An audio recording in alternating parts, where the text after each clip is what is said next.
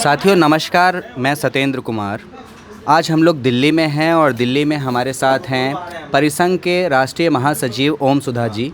आज इन्होंने एक कार्यक्रम किया था और कार्यक्रम में 28 नवंबर को दिल्ली रामलीला मैदान में एक रैली का आह्वान किया है कुछ ज़रूरी विषयों पर। इनसे ही जानेंगे कि क्या मुद्दा है पूरा और क्यों जो है रैली का आह्वान किया जा रहा है। सर, क्या है पूरा मुद्दा, बताएं।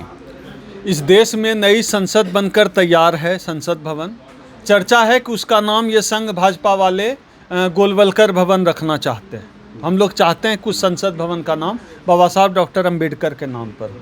इस देश में जब से यह सरकार आई है, पिछले 8 सालों में मनवादी सरकार, तब से लोकतंत्र खतरे में आ गया है, संविधान खतरे में आ गया है। तो संविधान बचाने के लिए, लोकतंत्र बचाने के लिए जो लोग देश में आज भारत माता की जय का नारा लगाते हैं, वो भारत माता को टुकड़ों टुकड़ों में बेच रहे हैं।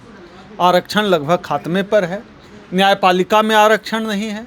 कॉलेजियम सिस्टम में सिर्फ ब्राह्मण जज, कॉलेजियम सिस्टम से सिर्फ ब्राह्मण जाति के लोग ही जज बन पा रहे हैं। इस देश में एक भी vice chancellor SC ST OBC का नहीं है।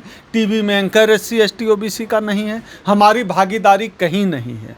इन तमाम सवालों पर हम लोग ने यह तय किया है कि अब याचना नहीं, रण होगा।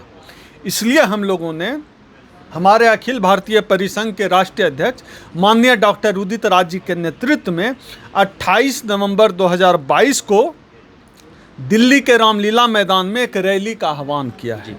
हम पूरे देश के, आपके चैनल के माध्यम से हम पूरे देश के SC ST OBC समाज के लोगों से यह अपील करना चाहते हैं कि आप अगर संविधान को बचाना चाहते हैं, लोकतंत्र को बचाना चाहते हैं, डेमोक्रेसी को बचाना चाहते हैं, एक बराबरी वाला देश चाहते हैं, समतामूलक समाज चाहते हैं, तो 28 नवंबर 2022 दिन सोमवार को हमारी रामलीला मैदान की रैली में ज़रूर शामिल हो। सर, मैं ये भी जानना चाहूँगा, हमारे दर्शकों के लिए भी ये मैं पूछना चाहूँगा कि क्यों ज़रूरी है नई संसद भवन का नाम डॉक्टर अंबेडकर के नाम पे, और अगर वो लोग कामयाब हो जाते हैं उस संसद भवन का नाम गोलवलकर के नाम पे रखने पर, तो क्या होगा इस देश में? देखिए, प्रतीकों का बड़ा महत्व है। बिना प्रतीक के, अगर प्रतीकों का महत्व नहीं है तो क्यों आखिर ये जो राजपथ है उसका नाम बदल रहे हैं, इलाहाबाद का नाम प्रयागराज कर रहे हैं? प्रतीकों का बड़ा महत्व है। इन्होंने कुछ बनाया नहीं है, इन्होंने संसद नहीं बनाया, इन्होंने संविधान नहीं बनाया, तो ये नाम जरूर डाल सकते हैं, तो ये नाम डाल रहे हैं। तो लेकिन हम समझते हैं कि इस देश के संविधान को बनाने में, संसद को बनाने में, लोकतंत्र को बनाने में सबसे बड़ा योगदान अगर इस देश में किसी का है तो वो बाबा साहब डॉक्टर अंबेडकर है। इसलिए संसद का नाम बाबा साहब डॉक्टर अंबेडकर के नाम पर होना चाहिए। जी सर, हाल ही के कुछ वर्षों में हमने देखा है कि जिस प्रकार से दलित, शोषित, वंचित समाज के लोग अब बोलने लग गए हैं, तमाम एक्टिविस्ट हैं, आप जैसे लोग हैं, आवाज़ मुखर तरीके से उठा रहे हैं, तो कहीं ना कहीं जो डर है लोगों के दिलों से वो निकला है अभी भी। लेकिन एक बहुत बड़ा धड़ा है जो कुछ बोलने से डरता है, जिनको डराया जाता है कि ये आपने अपशब्द बोल दिया भगवान या धर्म के खिलाफ, या अगर आप प्रधानमंत्री के खिलाफ कुछ बोलते हैं तो उस पर भी, उसको लेकर भी डराया जाता है। इस पर क्या कहना चाहेंगे ताकि लोगों की चेतना जो है और जागे? ऐसा है ना कि डर के आगे जीत है। मेरे ऊपर 2 दर्जन मुकदमे इन लोगों ने कर रखे हैं। डरता कौन है? हम लोग तो अंबेडकर को मानने वाले लोग हैं, हम लोग लड़ने वाले लोग हैं। हम लोग उस अंबेडकर की औलाद हैं जिन्होंने पानी पीने का हक भी हम लड़कर हासिल किया। माता सावित्रीबाई फुले जब पढ़ाने जाती थी तो कीचड़ फेंक दिया जाता था, साड़ी बदल के आती थी घर लौटकर।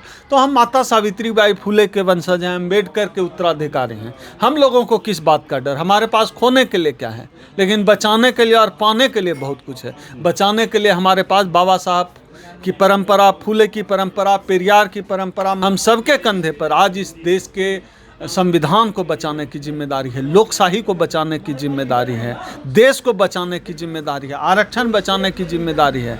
हम डर गए तो फिर हमारे समाज के लोगों का क्या होगा?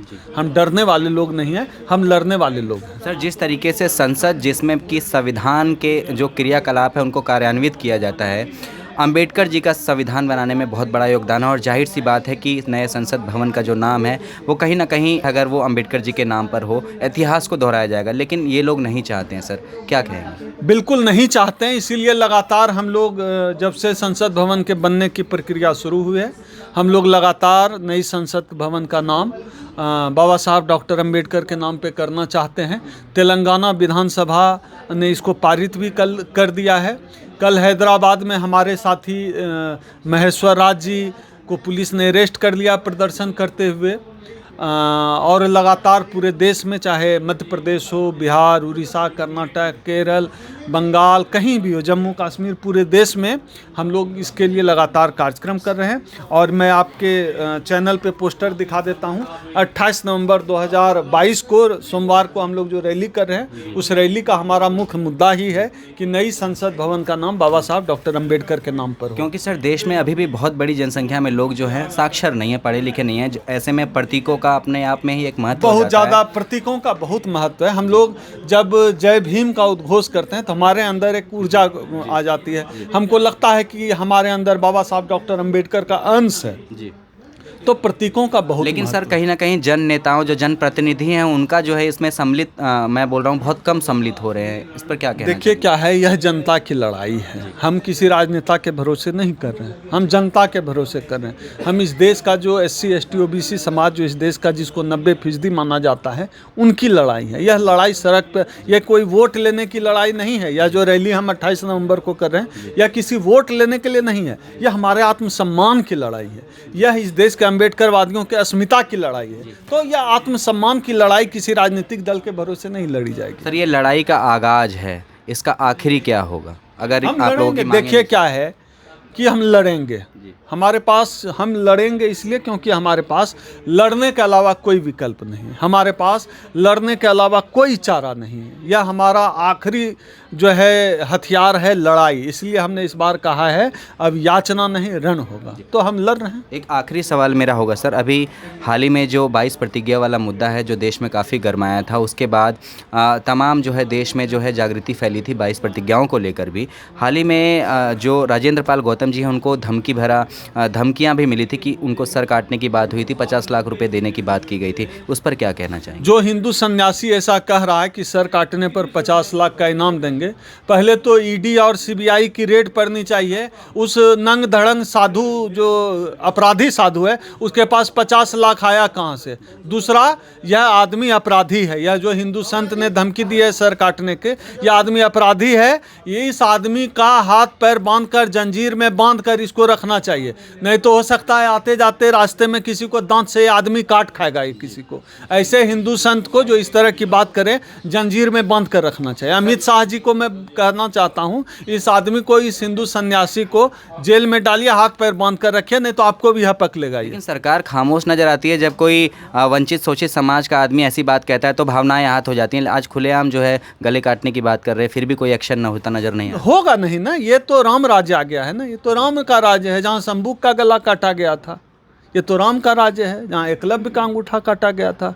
तो राम के राज्य में है, एकलव्य का कहाँ सुना जाएगा? शंभू की सुनने वाला कौन है? शुक्रिया सर हमसे बात करने के लिए। शुक्रिया।